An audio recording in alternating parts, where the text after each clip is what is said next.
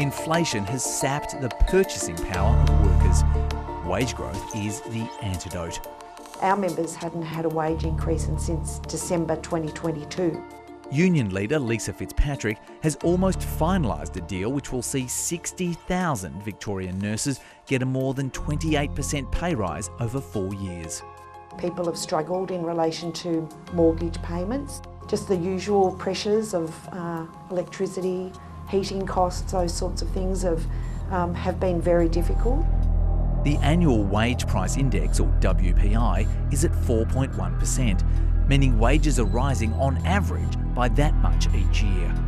There are variations.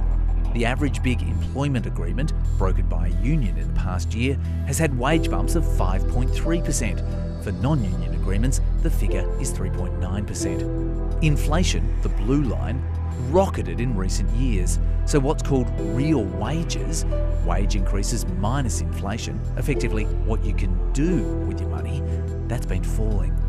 Now wages are nudging in front. The growth in wage rises has stalled. The 4.1% result mirrors the last result and is lower than the one before. We think that wage growth has peaked, but it is still running a lot higher than it was before the pandemic.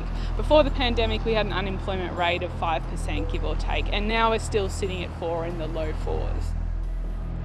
Despite a tight labour market and hot competition for skilled staff, employers are finding other ways to lure workers.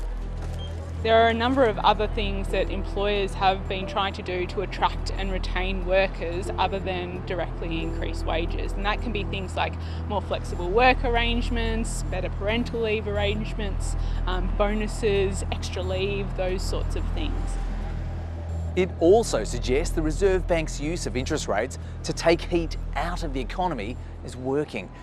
Inflation is moderating, now wages as well, trying to ease the pain of our cost of living crisis. Hopefully make work more enjoyable, but also sort out some of those practical things that need to be sorted out. As we tread the narrow path